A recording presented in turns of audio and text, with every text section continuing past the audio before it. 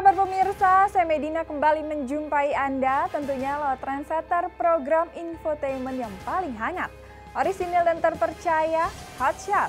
Bukan Hotshot jika tanpa berita terhangat. Untuk itu jangan kemana-mana pemirsa, tetap saksikan Hotshot selama 1 jam ke depan.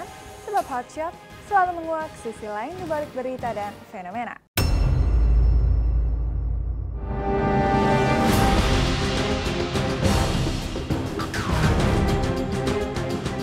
Bak bola api yang bergulir panas, kasus narkoba yang mengguncang penyanyi Reza Artamevia dan Gatot Brajamusti sang ketua Parvi kian mendulang babak demi babak baru yang mencengangkan. Bagaimana tidak, terpilih kembali sebagai ketua Parvi baru lewat Kongres Parvi di Mataram, Nusa Tenggara Barat yang ironisnya berbuntut miris penggerebekan narkoba. Kini markas Parvi di Jakarta pun terancam ikut terseret digeledah. Buktinya hari Jumat malam kemarin, diam-diam pihak polisi telah memasang garis pembatas alias polis line di sekitar kantor Parvi yang terletak di kawasan Kuningan, Jakarta Selatan untuk segera melakukan penggeledahan. Sontak saja, tanda tanya besar pun mencuat. Nyaris 2 periode menjadi ketua Parvi. Mungkinkah selama ini Gatot juga menyembunyikan barang bukti rahasia di markas Parvi hingga pihak polisi merasa perlu melakukan penggeledahan? Belum digeledah, baru dipasang polis lain. Belum ada penggeledahan ya? Belum ada. Dari malam kurang lebih jam 11 datang hanya untuk masang itu. Ya, itu nunggu waktu saja, sudah di polis lain. Ini adalah noda hitam yang sangat besar buat Parvi. Jadi kejayaan Parvi yang dari dulu sekarang hancur lebur karena ketuanya memakai narkoba. Artis-artis senior menangis mendengar berita ini. Malu mereka. Habis selesai itu Parvi terpuruk sekali. Rencana penggeledahan markas Parvi di kawasan Kuningan, Jakarta Selatan sontak mengulik kembali penemuan mengejutkan yang pada hari Jumat malam kemarin sukses membongkar 2 buah berangkas yang alot berusaha dilindungi oleh Gatot Brajamusti. Ya, semalam pihak polisi memasang polis lain di markas Parvi, gabungan Satuan Polres Jakarta Selatan dengan Polres Mataram, hingga Mabes Polri berhasil menyita setumpuk barang bukti mengejutkan yang tersimpan di berangkas milik Gatot.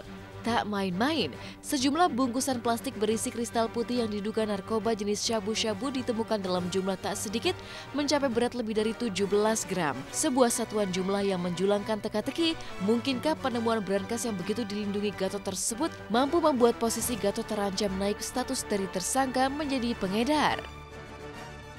Dari seluruh barang bukti di depan lawyer ya, barang bukti terkait dengan kristal putih yang kita temukan di berangkas yang pertama itu beratnya 17,08 gram.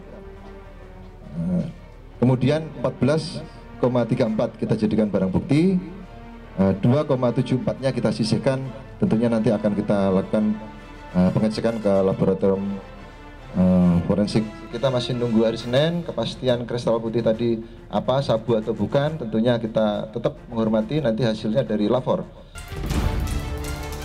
Terkuaknya isi berangkas Gatot Brajamusti itu pun kian mendulang babak mencengangkan karena tidak hanya kristal putih yang diduga keras narkoba, tapi juga berisi lebih dari 500 amunisi senjata api alias senpi ilegal.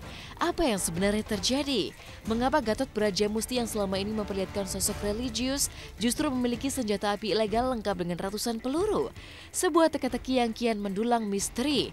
Pasalnya senjata api ilegal tersebut diakui Gatot diperoleh guru spiritual Reza tersebut dari seseorang berinisial AS yang akan dipanggil ke markas Polda Metro Jaya pada hari Senin besok. Siapakah sosok AS?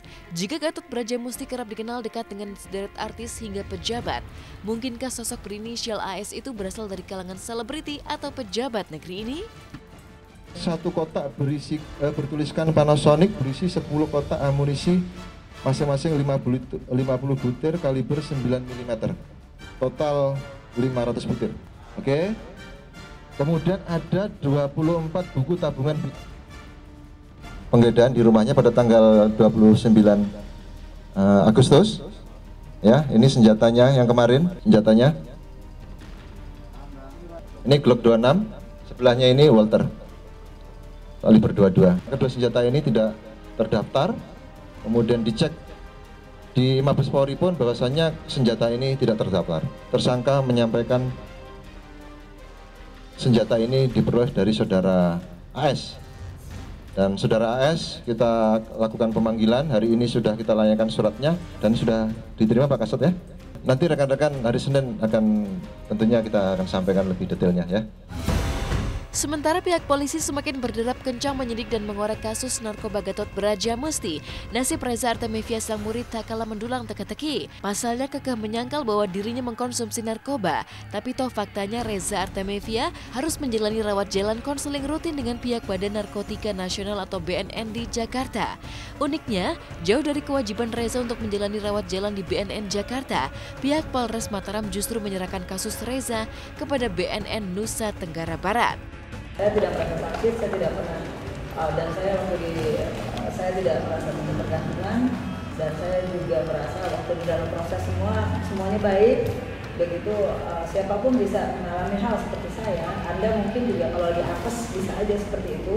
Untuk Reza dan 4 orang tadi saya katakan tadi, 4 orang kita laksanakan rehabilitasi di BNN Provinsi NTB, dan itu semua kewenangan dari BNN. Yang jelas, pasca penggerebekan narkoba di Mataram pada tanggal 29 Agustus 2016 lalu, nasib Reza jauh lebih beruntung dibanding sang guru spiritual Gatot Brajamusti yang konon kian terpuruk. Pasalnya selain terancam pasal berlapis, kini jabatan Gatot sebagai ketua Parvi pun telah resmi dicopot. Dan seolah belum cukup, penemuan senjata api ilegal lengkap dengan ratusan amunisi di brankas rahasia, konon membuat Gatot yang kini harus lengser dari posisi ketua Parvi terancam hukuman mati. Terkait dengan kepemilikan SMPI karena memang ini ilegal, yang bersangkutan ya melanggar Undang-Undang Darurat nomor 12 tahun 1951.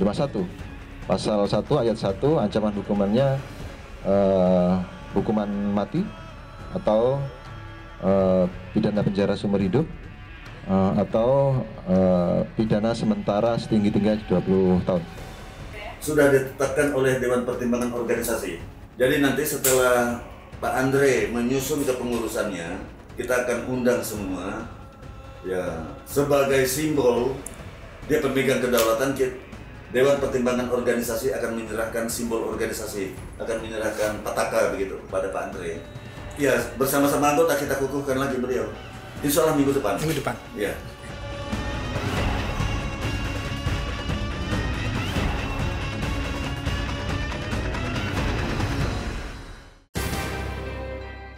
Sisi tak terduga dan unik, rupanya juga dimiliki oleh artis cilik Sofia Shiren.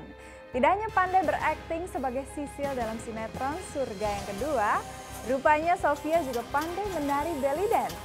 Lantas seperti apakah kelucuan Sofia yang konon selalu iseng dan tidak pernah melewatkan kesempatan untuk menari belly dance setiap kali syuting tersebut? Simak berita lengkapnya hanya di Hot Shot sesaat lagi.